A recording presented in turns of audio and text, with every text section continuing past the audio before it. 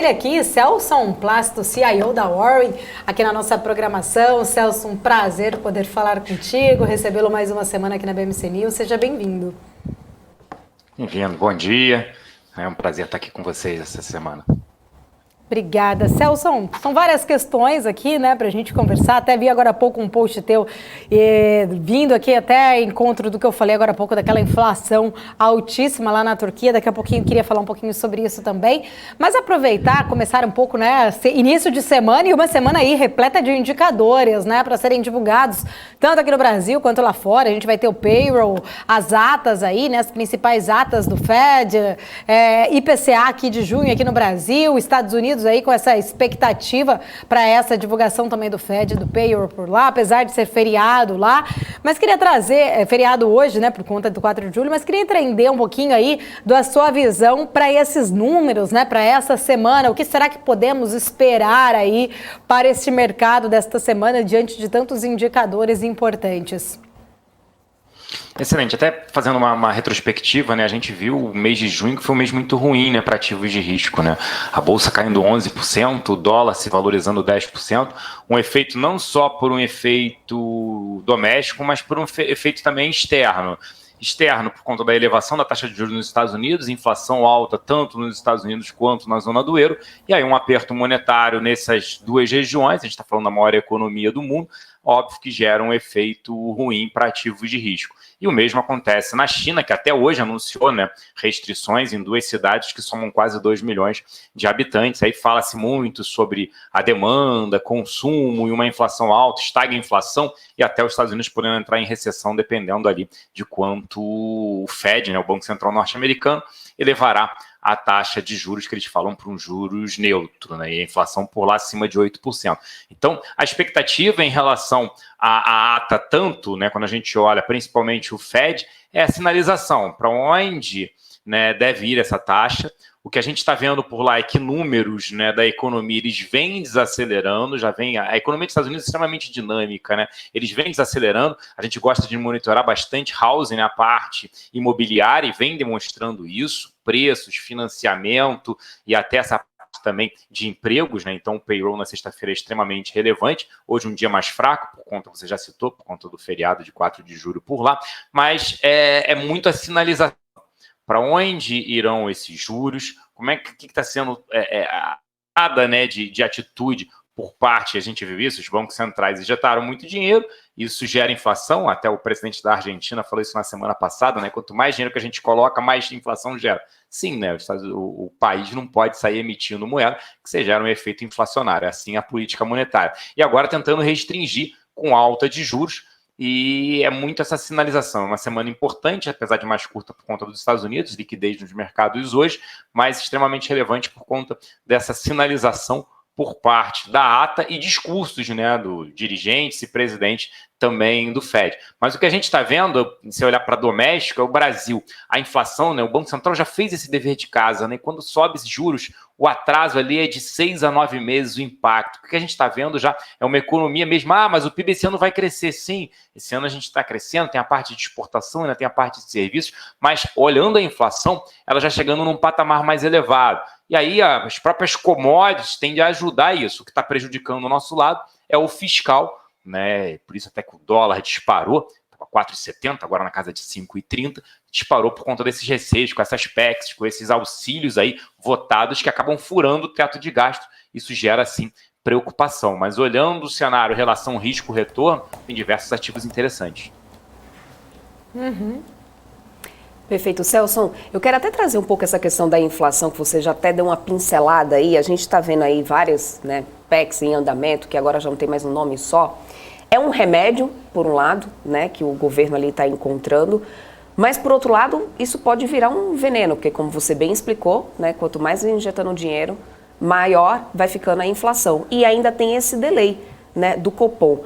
O que isso muda na tua visão em relação a essa taxa básica de juros, né? A gente ainda vai ver, então, por um tempo mais prolongado, vocês mudaram aí a perspectiva de vocês em algum momento por causa disso, ou permanece a mesma? E quais são os riscos, né, que o mercado em si vai enfrentar lá na frente? Porque a sensação que dá é que vai prolongar e trazer problemas maiores lá na frente, né? É perfeito, né? A gente até ficaria conversando sobre isso muito tempo, né? Porque o impacto é absurdo num ano de eleições. Então, são medidas populistas. Subir o auxílio de 400 para 600, óbvio que são medidas populistas, né? Eleição no final do ano, outubro que a gente está falando. Mas o ponto, quando a gente analisa o auxílio, acaba sendo necessário. O que eu sempre bato na tecla não pode ser extensivo a todos. Né? Isso a gente está vendo vários países, o próprio Estados Unidos, o Biden falando sobre isso, quer dizer, não pode ser extensivo a todos que eu falo, tem que ser no diesel, porque aí a gente está falando das tarifas públicas, do transporte público, que afeta quem tem uma renda menor. Não pode, tem que ser específico, pode ser taxistas, pode ser motoristas de aplicativos que sofrem com isso, sim. Então tem que ser bem específico, porque se você der o reajuste, a redução de preços para a gasolina como um todo, quem pode enche o tanque, aí tem discussão da inflação, faltar combustível, Petrobras segurando o preço. Então não é para todo mundo, esse é o meu problema. E toda vez que o político ele coloca algo, né, vai ser só por um período. A gente viu no passado a CPMF, era para um fim e foi utilizado para outro e virou um imposto. Imposto temporário sempre tem preocupação em relação a isso.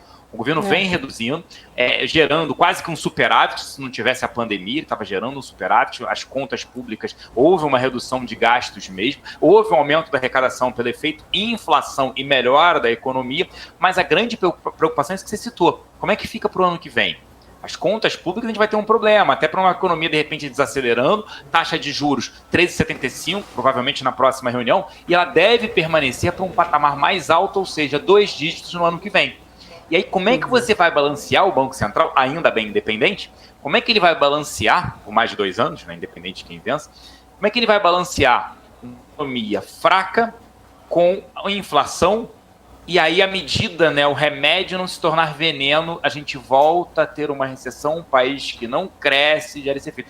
Então, assim, no fundo, são muitas perguntas, sendo bem sincero, sem muitas respostas, né? Então, é difícil, assim, a gente falar, como é que fica isso, a avaliação. Eu vou dizer, poxa, como é que vai estar a taxa de juros no final do ano que vem? É muito difícil. Ainda 2 dígitos ou não? Eu espero que não. Eu espero que esteja abaixo de 2 dígitos no final do ano que vem. Na casa de 9%. Também não vai ser muito baixo, mas na casa de 9%, voltando. Então, a preocupação com as contas públicas, que os políticos precisam entender se não cuida das contas públicas, o dólar sobe. Fuga de capital daqui. Se o dólar sobe, gera inflação. Então, também não adianta colocar dinheiro, auxílio, que gera fiscal. O problema fiscal gera inflação. Gerando inflação, você volta de novo a prejudicar. Então, tem que tomar muito cuidado, o remédio não se tornar veneno. Eu vou injetar mais dinheiro na economia. Se você injetar mais dinheiro na economia, vai gerar inflação. Então, o auxílio como é que eu faço para atrair empresas para cá para o Brasil? Regras claras que devem permanecer, sem interferência. Pensar nisso, nós somos 200 milhões de consumidores. Então, tem que falar, tudo vai ser pontual e não definitivo. E lembrar que o Auxílio Brasil já se tornou em R$400 para frente. Ele não era para se tornar isso. Você está indo contra os pobres, a renda mais baixa. Não, eu quero emprego. Social é geração de emprego, geração de renda, é isso, as pessoas trabalhando. Uma porta de saída, de auxílio. Né?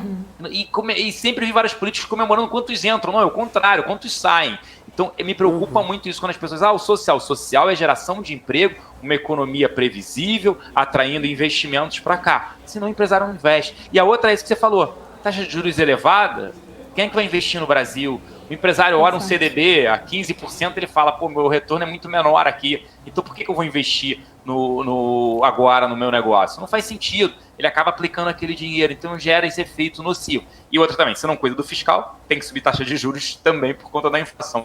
É um efeito ali, para quem assumir, extremamente, vai ser um ano, olhando 2023, complicado sim. Inclusive, Celson, essa era a minha próxima pergunta aí para você em relação a quem assumir, independente do partido, porque a gente está vendo todas essas questões e uma hora o reflexo, a conta disso vai chegar, né? Alguns especialistas já têm falado, porém a economia tem aí superado as previsões, a gente está com um PIB até maior do que havia sido projetado no início desse ano, que essa retração realmente deve ficar para 2023, esse choque aí de alta nos preços de commodities pode ter afetado aí de uma forma positiva até o setor de serviços, compromissos aí, uma revisão de novos estímulos fiscais por parte do governo, tentando empurrar realmente, né, essas projeções aí de contração do PIB para o ano que vem. Porém, a gente está vendo aí uma grande disputa eleitoral, independente de ser Lula ou de ser Bolsonaro. A gente sabe que eles vão ter aí um desafio enorme econômico para 2023, né? Como lidar com o ano que vem, né? Diante de tantas questões que estão sendo realizadas hoje. Tá, tudo bem, temos aí 33 milhões de brasileiros numa linha de pobreza, precisando de uma questão, né, para aumentar os auxílios ali, emergenciais. Mas é isso que você falou, né? Algumas coisas que são emergenciais, elas acabam sendo incorporadas e vão ficando. E existe um teto, né? E esse teto não suporta exatamente tantas, né, questões ali por muito tempo. Quais são os desafios econômicos que nós podemos ter em 2023? Tem algumas casas aí que já chegam a falar que de repente podemos ter uma grande recessão no ano que vem. Você acredita realmente que 2023 possa ser até mais difícil do que esse ano de 2022? Não, eu não acho, eu não tô, óbvio que a gente está falando de um PIB próximo até a 2%, ele pode surpreender positivamente esse ano, mas não acho também que é um ano assim ruim para 2023. Primeiro, independente de quem vença, tem o apoio do Congresso, então para passar, olhando reformas, esse Congresso mais de centro-direita, vou pensar que a Eletrobras acabou sendo rápido depois, quer dizer, quando foi para a mão do Lira e Pacheco, até ela andou rápido. Então o que a gente está olhando é até um Congresso mais ágil em relação a isso. Então eu vejo o primeiro ano, um ano, apesar de desafiador por conta das contas públicas, tem que lembrar que o Brasil ele está se tornando, né, o que a gente utiliza lá fora, a frase, né, é o supply food, a preocupação com o fornecimento de alimentos. Então, o pessoal está enxergando, olha o problema que teve na Ucrânia, olha o problema que está tendo em alguns países. Aí a própria China buscando mais aproximação por conta desse fornecimento de alimentos. O próprio Bolsonaro hoje falando com o mundo árabe e aumentou, sim, o fornecimento. Então, proteínas, soja, milho, toda essa matéria-prima. O Brasil perdeu, né? Houve uma desindustrialização. A gente olha de 2009 para cá, mas, por outro lado, também o agro vem crescendo uma participação muito grande. E aí a busca por isso, ou seja, um aumento de receita, parte de proteínas indo muito bem nesse sentido. Então, acho que muitos investidores buscam o Brasil olhando essa parte, custos menores da parte agro, se tornando mesmo um celeiro em relação ao mundo. Apesar de difícil, ainda acho a arrecadação ainda elevada por parte do governo. A gente está vendo uma taxa de desemprego que até foi uma surpresa positiva, abaixo de 10%, pré-pandemia, um número melhor do que pré-pandemia, no ano de 2015, nesse sentido. Então, se controlar a inflação, mostrar, independente de quem vença, mostrar assim, olha, o Banco Central independente, como eu falei, ainda bem, por mais de 2 anos, mostrar assim, olha, a gente não vai fazer isso, vai permanecer com as reformas, vai cuidar do fiscal, que a gente lembra que todo ano de eleições acaba, né, o cofre sendo aberto, mas óbvio que é um desafio para frente. O que a gente vai fazer? Por outro lado, a gente tem um problema que a gente tinha de energia, uma Eletrobras privatizada, se capitalizando também, investimentos nesse segmento. O que deve permanecer, espero que permaneça, são as licitações, concessões, portos, aeroportos, rodovias, para a criação de emprego, que é relevante. E tem que lembrar tudo que já foi feito no atual governo, que vai gerar mais para frente. O que eu estou falando? Marco de saneamento, ou seja, investimento nessa parte de infraestrutura, várias licitações e concessões que também foram realizadas, que geram o efeito de contratação por anos também. Então, tem contratação que de emprego mais para frente que tende a melhorar. O que a gente precisa é sempre manter regras claras e previsíveis, né? Então, acho que, por mais que seja desafiador 2023, pelos gastos desse ano, a gente ainda tende a ter uma economia ainda positiva, surpreendendo, eu diria. Não estou no lado pessimista, não. Eu estou no lado aí, né, que enxerga ali o copo meio cheio, com uma economia ainda crescendo, mesmo que possa crescer menos do que esse ano, mas tem que lembrar a pandemia que a gente viveu e o quanto foi investido em relação a isso, e agora também combustíveis. E não vejo o petróleo explodindo, né, as commodities, então deve amenizar essa parte de inflação também, uma inflação mais baixa que vai melhorar as contas também, tanto do governo quanto da população. Perfeito, Celso. Até tem uma pergunta para você sobre commodities, mas eu queria antes falar sobre frigoríficos, porque por um lado, né, a gente vê alguns setores ali serão mais impactados com inflação, com tudo isso, mas por outro lado, quando a gente tem a disparada do dólar, alguns outros acabam sendo beneficiados. O setor de frigoríficos é um deles. Inclusive, hoje a gente está vendo aqui entre, né, as altas do dia, BRF, aliás, nos principais destaques de alta, 4,27% de alta. Aliás, o Ibovespa virou, tá, gente, para quem está nos acompanhando em casa, 99.273 pontos, a gente agora sobe 0,32%. Nesse caso, Celso, a gente tem setores que são mais atrelados ali ao dólar, mas o dólar também tem lá suas volatilidades que a gente está acompanhando, principalmente porque a gente tem ali um ano de eleição mais lá na frente. Dá para dizer que é o momento de aproveitar esse ciclo de alta que a gente está vendo agora do dólar? Você acha que isso é sustentável de repente, que pode ser talvez uma saída para o investidor que está buscando oportunidade? Buscar esses setores mais dolarizados? Eu acho até pela diversificação que a gente fala das carteiras, a gente gosta de algumas commodities também, que podem se beneficiar, é óbvio, não tendo interferência governamental, mas olhando especificamente para o setor de proteínas, a gente falando nessa parte de alimentos, a demanda nunca esteve tão alta para esses ativos, para essa parte de proteínas. E o spread, né, que a gente olha entre a commodity que eles compram, né, eu brinco que quando eu visitei a Perdigão, isso no início do século, eles falaram, né, que nada mais o que é um frango? É um milho gordinho. E nada mais é isso. Então, ele olha a commodity agrícola transformada, alimentos para ele e vira proteína. Então, quando a gente olha esse cenário para essas empresas, é extremamente interessante. Acho que ainda o dólar ele pode ceder do patamar atual, desde que melhora essa parte de contas, risco fiscal, mas por outro lado, aquilo que eu estava falando, né, que a demanda por ativos brasileiros, principalmente essas commodities, essas matérias-primas, vai ser elevada. Então, de quem você compra, vai continuar comprando do Brasil. Então, o segmento de proteínas ele se beneficia sim. Prefiro outros setores, mais atrelado quando a gente olha um próprio petróleo ainda elevado, uma PetroRio, nossa área de análise gosta bastante, que é um ativo que ele gosta, a parte de commodities, e também mercado doméstico ainda se beneficiando com essa parte de bancos. Mas o recado aqui é que muita gente, né, esse perfil do investidor brasileiro, ele muito, né, acaba tendo um efeito manada, né? As pessoas vão zerar a bolsa está caindo, ele aumentou a 115, 120 mil pontos, agora o Ibovespa abaixo de 100, ele está zerando a posição dele. Não é um momento justamente contrário, a gente já falei aqui, né, as pessoas repetem isso, que é não entrar, olhar a longo prazo, e bolsa assim, é um retorno de mais longo prazo. Eu entendo, tem que investir sim, a gente está olhando o Tesouro IPCA+, quase 6% mais IPCA. Tem taxas mais superando 6%. O próprio pré, ali, 13%. Alguns títulos, crédito privado, 14%. Óbvio que você tem que diversificar e ter esse tipo de ativo também na carteira. Mas renda variável está extremamente atrativa quando a gente olha diversos múltiplos, mesmo expurgando commodities, que é extremamente pesado e tem múltiplos menores. Então, é sim um bom momento. Vale a pena ter investimentos em commodities e atrelados também ao dólar, que é uma maneira de proteger. Independente de quem pensa, se continuar gastando, gerar um problema de risco fiscal, tem que lembrar que a dívida pública sobre PIB é abaixo de 80%, mas eleva ela para 100%, vai gerar, obviamente, um efeito negativo. Esse dólar continua subindo. Então, olhando o cenário, teria, claro, olhando renda variável.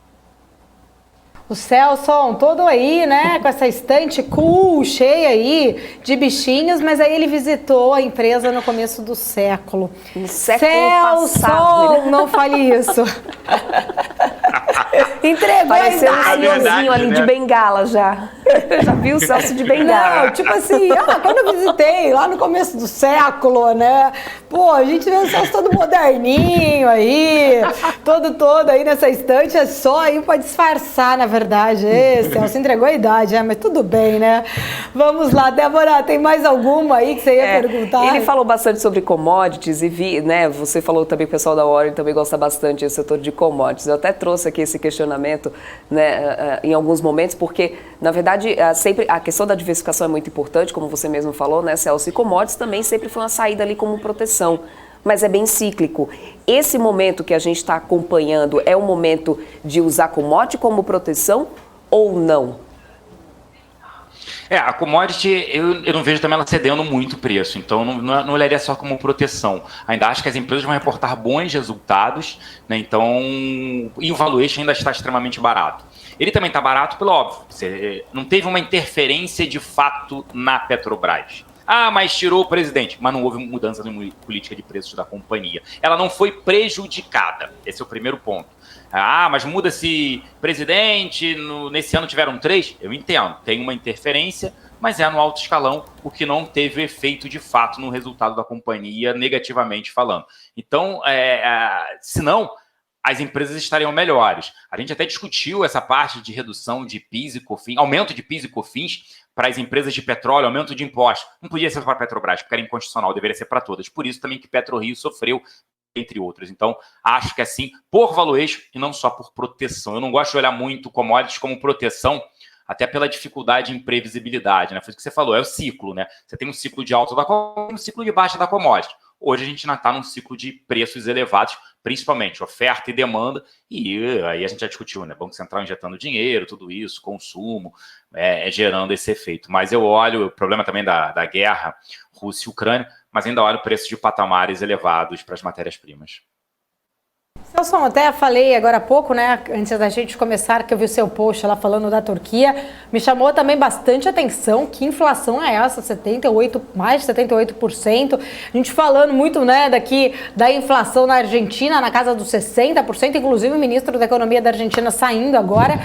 Queria que você trouxesse aí, de repente, né, um panorama desses países, assim, a pressão inflacionária a gente está vendo que está acontecendo no mundo todo, inclusive hoje mais cedo, a gente até colocou aqui um Twitter do próprio Joe Biden pedindo ali para os donos dos postos de combustíveis segurarem um pouco, né, o reajuste nas bombas, algo que a gente talvez não imaginaria, né, um presidente americano, não que seja uma interferência, aí tá o Twitter na tela, mas ele pedindo, né, reduza o preço que vocês estão cobrando na bomba para tentar refletir o custo que você está pagando pelo produto, faça isso agora. Uma grande preocupação também do presidente americano em relação a toda essa pressão inflacionária, mas esses números aí da Turquia realmente acho que são muito altos, elevados. Não sei, né, se é um dos países que mais tem sofrido em relação a essa pressão inflacionária, mas quais as consequências, né, para a economia global de tudo isso, né, principalmente em relação à Turquia, o Brasil, você acha que pode ter algum tipo de reflexo?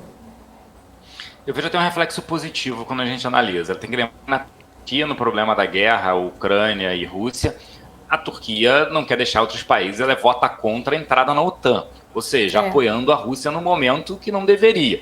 Então a China a mesma coisa. O que aconteceu? Houve retirada de dinheiro da Rússia, houve retirada de dinheiro, fluxo absurdo de retirada da China esse ano, por conta do apoio à Rússia, e também na Turquia. E aí, mesmo quando a gente olhar, mas os dados lá são negativos, porque eles não subiram até o nível de inflação. O mesmo acontece na Argentina, em injeção de dinheiro, medidas, né, não só populistas, mas interferência na economia com empresas públicas, falando de medidas para empresas privadas, controle de preços. Então isso afeta, o dever de casa que a gente já sabe que foi feito errado aqui na época lá atrás, né, do Sarney, controle de preços gerou uma inflação e não o contrário, né? Até na semana passada a gente comemorou aí o plano real, né, com o aniversário, e como é que a inflação, a gente falando uma inflação hoje de 11,7%, no Chile a gente olha para o lado 11,5%. Então, quando a gente analisa, o Brasil está num cenário, quando a gente olha a Europa, está de 8%, Estados Unidos acima de 8%, quando a gente analisa no relativo, a gente está tendo uma situação positiva. É óbvio que é ruim ter inflação, é óbvio, mas a gente está numa situação positiva. Então, eu vejo muito mais mostrando que pode vir sim um fluxo para o Brasil. Porque quando ele olha os pares, principalmente ali os BRICS, né, os países, quando a gente olha Brasil, Rússia, Índia, a própria África do Sul e China, a gente está numa situação, quando a gente olha, menos pior em relação a isso. Primeiro, que a gente está distante de uma guerra, né, numa parte geopolítica, e também com o controle ali de preço, o Banco Central fez o dever de casa já, e estamos com juros reais já positivos, né, a taxa de juros Selic acima da inflação. Poucos países estão com juros já positivos. Eu nem lembro agora, acho que é só o Brasil, tá? Sendo bem sincero, dos países que a gente acaba analisando. Então, isso gera assim, olha, o Banco Central está fazendo o dever de casa, nossa inflação tende a voltar mais rapidamente também, e a gente está crescendo mesmo num ano de inflação, né? Acima do que se imaginava, para surpresa positiva. Então, eu ainda acredito num fluxo vindo para o Brasil quando a gente olha o relativo desses outros países que são considerados emergentes, né? Tá certo, Celson, sempre um prazer poder falar contigo, sempre muito bom, sempre boas explicações e também, né, sempre ali, o Celso dá ali uma deixa para eu não perder a piada, eu perco o amigo, mas não perco a piada aqui. Muito obrigada, Celso, um beijo enorme para você. Um beijo, uma excelente semana, também é um prazer participar, com humor esse astral de vocês também, uma excelente semana para todos nós. Obrigada, Nossa, beijos, tchau. até mais. Vamos seguindo.